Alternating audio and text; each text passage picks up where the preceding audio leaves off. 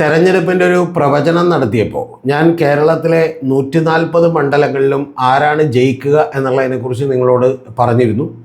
അപ്പോൾ അങ്ങനെ പറഞ്ഞപ്പോൾ ഞാൻ അതിൽ എറണാകുളം ജില്ലയിൽ പറഞ്ഞ ഏറ്റവും പ്രധാനപ്പെട്ടൊരു മണ്ഡലം പെരുമ്പാവൂരാണ്.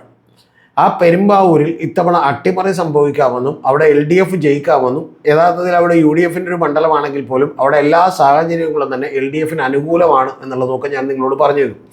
അപ്പോൾ അതിൻ്റെ വിശദാംശങ്ങളിലേക്ക് വരാം. അതൊക്കെ ശരിയാണെന്ന് കാണിക്കുന്ന ചില കാര്യങ്ങൾ പുറത്തേക്ക് വന്നിട്ടുണ്ട്. അപ്പോൾ അതിനു മുമ്പായിട്ട് നമ്മുടെ ചാനലിൽ നമ്മളൊരു മെമ്പർഷിപ്പ് പ്രോഗ്രാം ആക്ടിവേറ്റ് ചെയ്തിട്ടുണ്ട്. അത് യൂട്യൂബ് നൽകുന്നൊരു ഫീച്ചറാണ്. അപ്പോൾ നമ്മുടെ ചാനലിൽ നമ്മളെ സപ്പോർട്ട് ചെയ്യണം എന്ന് താല്പര്യമുള്ള എല്ലാവർക്കും തന്നെ അതിൽ സബ്സ്ക്രൈബിൻ്റെ തൊട്ട് സൈഡിൽ ജോയിൻ എന്ന് പറയുന്നൊരു ബട്ടണിൽ പ്രസ് ചെയ്തുകൊണ്ട് 179 രൂപയാണ് ലെവൽ 1-ലുള്ളത്, 359 രൂപയാണ് ലെവൽ 2-ലുള്ളത്. ഇങ്ങനെ പല ലെവലുകളിലുള്ള പണമുണ്ട്. അത് അടച്ചുകൊണ്ട് നമ്മളെ സപ്പോർട്ട് ചെയ്യണം. നിങ്ങൾക്ക് വേണമെന്നുണ്ടെങ്കിൽ സപ്പോർട്ട് ചെയ്യണമെന്ന് താല്പര്യമുള്ളവർക്ക് സപ്പോർട്ട് ചെയ്യാം. സപ്പോർട്ട് ചെയ്തില്ലെങ്കിലും നിങ്ങൾ വീഡിയോ കാണുകയും അഭിപ്രായങ്ങളൊക്കെ രേഖപ്പെടുത്തുകയും വേണം. കഴിയാവുന്നവർ അത് ചെയ്താൽ മതി. സപ്പോർട്ട് അങ്ങനെ മെമ്പർഷിപ്പ് എടുത്തുകൊണ്ട് നിങ്ങൾക്ക് പ്രത്യേകമായിട്ട് എന്തെങ്കിലും ബെനിഫിറ്റുകളോ പ്രത്യേകമായിട്ടുള്ള വീഡിയോസോ ഒന്നും ഉണ്ടാവില്ല. പക്ഷേ നമ്മളെ സപ്പോർട്ട് ചെയ്യണമെന്നും ഇത് നിഷ്പക്ഷമായിട്ടും ആരെയും ഡിപ്പെൻഡ് ചെയ്യാതെ ഈ ചാനൽ നിലനിൽക്കണമെന്നും ആഗ്രഹിക്കുന്നവർ ചെയ്താൽ മതി. നമുക്ക് മറ്റു പല ബിസിനസ് ഹൗസുകളിൽ നിന്ന് സ്പോൺസർഷിപ്പുകളോ ചില ഈ തെരഞ്ഞെടുപ്പുമായി ബന്ധപ്പെട്ട് രാഷ്ട്രീയ പാർട്ടികളിലെ ചിലരുടെയൊക്കെ വർക്കുകളൊക്കെ തന്നെ നമുക്ക് ചെയ്യാൻ കഴിയുമായിരുന്നു. പക്ഷെ നമ്മുടെ ഒരു അഭിപ്രായത്തിൽ നമുക്ക് കൃത്യവും നിഷ്പക്ഷവുമായി വിശകലനം നടത്തി നമുക്ക് ബോധ്യമുള്ള കാര്യങ്ങൾ മാത്രമാണ്, എനിക്ക് ബോധ്യമുള്ള കാര്യങ്ങൾ മാത്രമാണ് ഞാൻ നിങ്ങളോട് പറയുന്നത്. അങ്ങനെ തന്നെ നിലനിൽക്കണം എന്ന് താല്പര്യമുണ്ട്. അതുകൊണ്ടാണ് ഈ മെമ്പർഷിപ്പ് എടുത്തുകൊണ്ട് നിങ്ങൾക്ക് നമ്മളെ സപ്പോർട്ട് ചെയ്യാൻ കഴിയുമെങ്കിൽ സപ്പോർട്ട് ചെയ്യാൻ പറഞ്ഞിട്ടുള്ളത്. ഓക്കെ, ഇനി നമുക്ക് ടോപ്പിക്കിലേക്ക് തിരിച്ചു വരാം. അപ്പോൾ അത്തരത്തിൽ ഞാൻ പെരുമ്പാവൂരിൽ അട്ടിമറി സംഭവിക്കുമെന്ന് പറഞ്ഞിരുന്നതാണ്. ഇന്ന് അതുമായി ബന്ധപ്പെട്ട് ഒരു പ്രധാനപ്പെട്ട വാർത്ത പുറത്തേക്ക് വന്നിട്ടുണ്ട്. ആ വാർത്ത എന്ന് പറയുന്നത് അവിടെ 2 പേരാണ് മത്സരിച്ചിരുന്നത്. ഒന്ന് മനോജ് മൂത്തേടൻ എന്ന് പറയുന്ന ഒരു UDFൻ്റെ സ്ഥാനാർത്ഥിയാണ്. അദ്ദേഹം സീറോ മലബാർ സഭയുടെ സ്ഥാനാർത്ഥി കൂടിയാണ്. യഥാർത്ഥത്തിൽ അവർക്കാണ് UDF ആ സീറ്റ് കൊടുത്തിട്ടുള്ളത്. അവിടെ നേരത്തെ മത്സരിച്ചുകൊണ്ടിരുന്ന സിറ്റിംഗ് മണ്ഡലമാണ്. അവിടെ സിറ്റിംഗ് MLA ആയിട്ടിരുന്നത് എൽദോസ് കുന്നപ്പള്ളിയാണ്. എൽദോസ് കുന്നപ്പള്ളിയെ നിങ്ങൾക്ക് എല്ലാവർക്കും ഓർമ്മയുണ്ടാവും. വഞ്ചകി എന്തൊരു കൊഞ്ചലാണിവൾക്ക് എന്ന് പറയുന്ന പ്രശസ്തമായിട്ടുള്ള കവിത എഴുതിയിട്ടുള്ള എൽദോസ് കുന്നപ്പള്ളിയാണ്. ആ കവിത വായിക്കാതെ ONV കുറുപ്പ് സാറൊക്കെ മരിച്ചുപോയത് നന്നായി എന്നാണ് ഞാൻ വിചാരിക്കുന്നത്. അല്ലെങ്കിൽ അദ്ദേഹത്തിനൊക്കെ വല്ല ഹൃദയസ്തംഭനം ഉണ്ടായാൽ. കാരണം ഇത്രമാത്രം എന്താണ് ഈ പറഞ്ഞ പോലെ വഷളായ ഒരു കേരളത്തിൽ ജീവിക്കേണ്ടി വന്നില്ല. പിന്നെ അദ്ദേഹം ഒരു കൈകൊട്ടിക്കളി വിദഗ്ധനുമാണ്. കാരണം അദ്ദേഹം ഒരു സ്റ്റേജിൽ വെച്ച് ഒരു പെണ്ണിൻ്റെ പുറകെ കൈകൊട്ടി കളിച്ചുകൊണ്ട് അവരോടൊപ്പം കൈകൊട്ടി കളിക്കാനുള്ള വ്യഗ്രതയോടുകൂടി ഓടുന്നതൊക്കെ നമ്മൾ കണ്ടു. അപ്പോൾ ഇത്തരത്തിലുള്ള പിന്നെ അദ്ദേഹത്തിനെതിരെ ചില പീഡന പരാതികളൊക്കെ വന്നിരുന്നു. അപ്പോൾ ഇതൊക്കെ കൊണ്ട് മാത്രമല്ല, യഥാർത്ഥത്തിൽ അവിടെ സുനിൽ കനകോലുവിൻ്റെ ടീമൊക്കെ സർവേ നടത്തിയപ്പോൾ എൽദോസ് കുന്നപ്പള്ളി ഇരുന്നാൽ ജയിക്കാൻ സാധ്യതയില്ലെന്ന് കണ്ടെത്തിയിരുന്നു. പക്ഷേ സർവേ ഒക്കെ നടത്തിയത് വേറെ പല ആളുകളുമാണ്. അത് കൃത്യമായിട്ട് ചെയ്തിട്ടില്ല. യഥാർത്ഥത്തിൽ ഇത്രയും ചീത്തപ്പേരൊക്കെ ഉണ്ടെങ്കിലും അദ്ദേഹത്തെ ഇലക്ഷൻ നിർത്തിയിരുന്നെങ്കിൽ മറ്റേതെങ്കിലും സ്ഥലത്ത് വലിയ ഡാമേജ് ഉണ്ടാവുമെങ്കിലും അവിടെ പെരുമ്പാവൂരിൽ വേണമെങ്കിൽ അദ്ദേഹം ജയിച്ചു പോയേനെ എന്നുള്ളതാണ് എൻ്റെ ഒരു വിലയിരുത്തൽ. പക്ഷേ അവിടെയാണ് മനോജ് മൂത്തേടനെ കൊണ്ടുവന്ന് മത്സരിപ്പിച്ചത്. അപ്പോൾ മനോജ് മൂത്തേടനെ കൊണ്ടൊന്ന് മത്സരിച്ചപ്പോൾ മനോജ് മൂത്തേടനോട് ഇടഞ്ഞുകൊണ്ട് എൽദോസ് കുന്നപ്പള്ളി സ്വതന്ത്ര സ്ഥാനാർത്ഥിയാകും എന്ന് പറഞ്ഞ് ഏറ്റവും അവസാനം വരെ ഭീഷണി ഉയർത്തിയിരുന്നു. പക്ഷെ അത് ഫലിച്ചില്ല. മനോജ് മൂത്തേടനെ തീരുമാനിച്ചു. അദ്ദേഹത്തെ എതിർക്കാനായിട്ട് ഭാഗ്യം കിട്ടിയത് ബേസിൽ പോൾ എന്ന് പറയുന്ന അത്യാവശ്യം സമ്പന്നനായിട്ടുള്ള ഏതാണ്ട് 30-35 കോടി ഇപ്പോൾ ഇലക്ഷൻ കമ്മീഷൻ ഡാറ്റയിൽ തന്നെ അസറ്റൊക്കെ കൊടുത്തിട്ടുള്ള ഒരാളാണ്.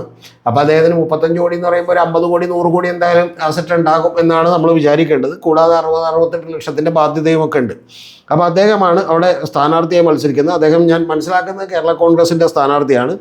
അപ്പോൾ ആ അസംബ്ലി മണ്ഡലത്തിന് ചില പ്രത്യേകതകൾ കൂടിയുണ്ട്. അപ്പോൾ അവിടെ ഈ അദ്ദേഹത്തെ മനോജ് മൂത്തേടനെ തോൽപ്പിക്കാൻ വേണ്ടിയിട്ട് എൽദോസ് കുന്നപ്പള്ളിയുടെ കൂട്ടത്തിലുള്ള ആളുകളൊക്കെ തന്നെ ശ്രമിച്ചു എന്നുള്ളതാണ് ഒരു ആരോപണമായി വന്നിട്ടുള്ളത്.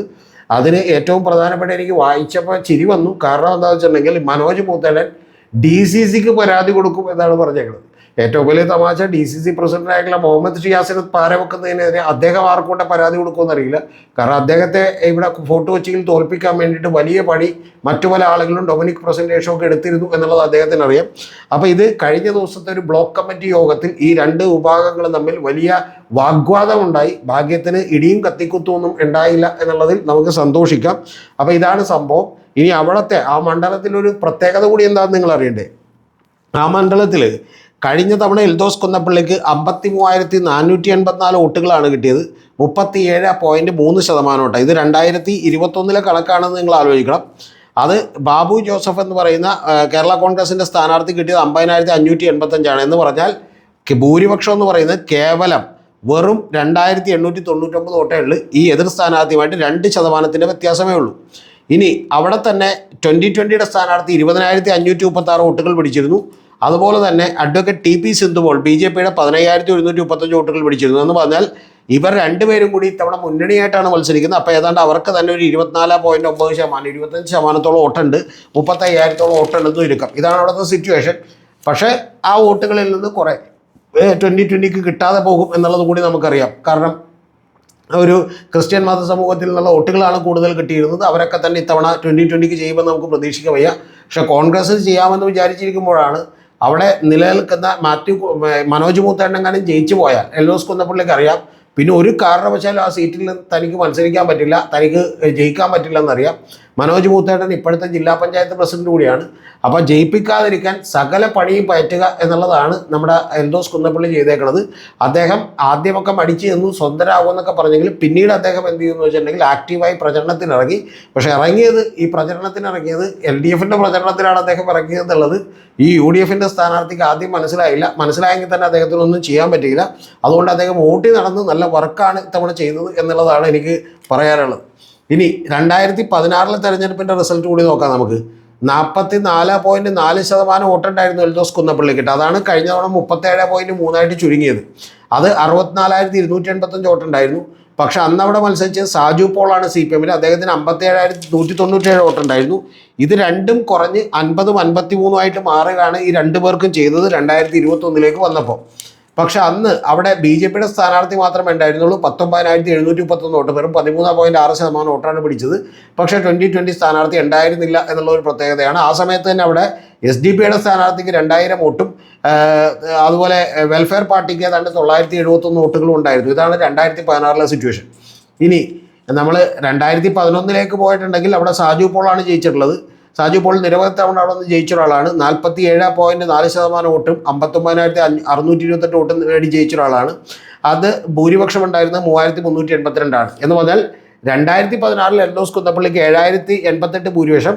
അതിന് തൊട്ട് മുമ്പ് സാജു പോളിന് 3,382 ഭൂരിപക്ഷം. അതിൻ്റെ ഏറ്റവും ലാസ്റ്റ് 2021 2,899 വോട്ടിൻ്റെ ഭൂരിപക്ഷം. പക്ഷേ അപ്പോഴും അഭിമാനിക്കാം, കാരണം വലിയൊരു LDF തരംഗത്തിൽ പോലും പിടിച്ചു നിന്നൊരു മണ്ഡലമാണ് പെരുമ്പാവൂർ എന്ന് പറയുന്നത്. പിന്നെ ഇത് കൂടാതെ മറ്റ് 2 കണക്കുകൾ കൂടി നോക്കിയിട്ടുണ്ടെങ്കിൽ നമുക്കറിയാം, കഴിഞ്ഞ ലോക്സഭയിൽ 2025 ലോക്സഭയിൽ 2020 അവിടെ 17,149 വോട്ടും BJPക്ക് 15,180 വോട്ടുകളുമുണ്ട്.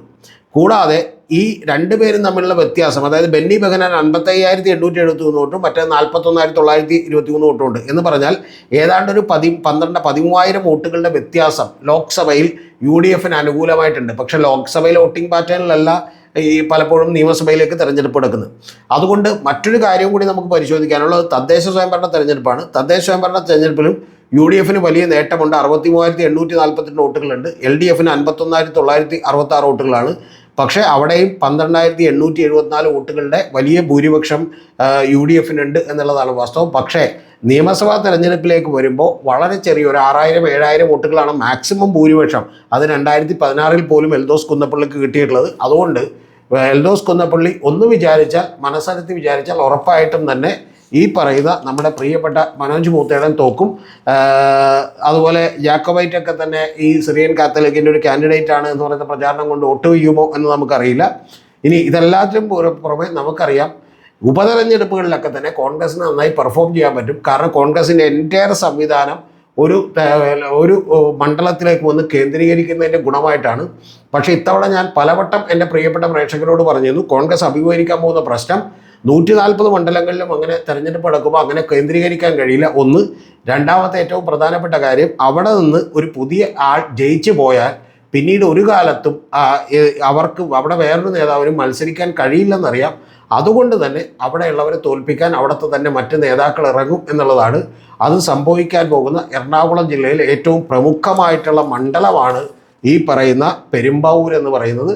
ഞാൻ പറഞ്ഞത് ശരിയായിരിക്കുന്നു. അത്തരം ആരോപണങ്ങളുമായി മനോജ് മൂത്തേടൻ തന്നെ കൃത്യമായിട്ട് രംഗത്തേക്ക് വന്നിരിക്കുന്നു. നേതൃത്വത്തിന് പരാതി കൊടുക്കാൻ തീരുമാനിച്ചിരിക്കുന്നു എന്നുള്ളതാണ് ഏറ്റവും പ്രധാനപ്പെട്ട കാര്യം. ഞാൻ എറണാകുളത്ത് നിന്ന് 5 സീറ്റുകൾ ആണ് കഴിഞ്ഞ തവണ LDFന് കിട്ടിക്കൊണ്ടിരുന്നത്. അതൊരു 3 സീറ്റുകളായി കുറയാൻ സാധ്യതയുണ്ടെന്ന് പറഞ്ഞിരുന്നു. പക്ഷെ കയ്യിലുള്ള ചില സീറ്റുകൾ പോകുമ്പോഴും തൃക്കാക്കരയും കൊച്ചിയും അതുപോലെ തന്നെ ഈ പറയുന്ന മറ്റ് സീറ്റുകൾ ചിലപ്പോൾ കോതമംഗലവും കൂടി കിട്ടിയേക്കാവുന്നുണ്ട്. അങ്ങനെയൊക്കെ ഉണ്ടെങ്കിൽ പോലും 5 സീറ്റുകൾ നിലനിർത്തണമെങ്കിൽ തന്നെ ഏതെങ്കിലും ഒരു സീറ്റോ അല്ലെങ്കിൽ 2 സീറ്റോ പോയാലും ഈ പെരുമ്പാവൂരോട് കിട്ടും എന്നുള്ളത് ഞാൻ അസന്നിഗ്ധമായി പറഞ്ഞിരുന്നു. അത് ഏതാണ്ട് ഇപ്പോൾ തെരഞ്ഞെടുപ്പ് വരുന്നതിന് മുമ്പ് തന്നെ മനോജ് മൂത്തേടൻ കൂടി സമ്മതിക്കുന്നൊരു കാഴ്ചയാണ് നമുക്കിപ്പോൾ കാണാൻ കഴിയുന്നത്.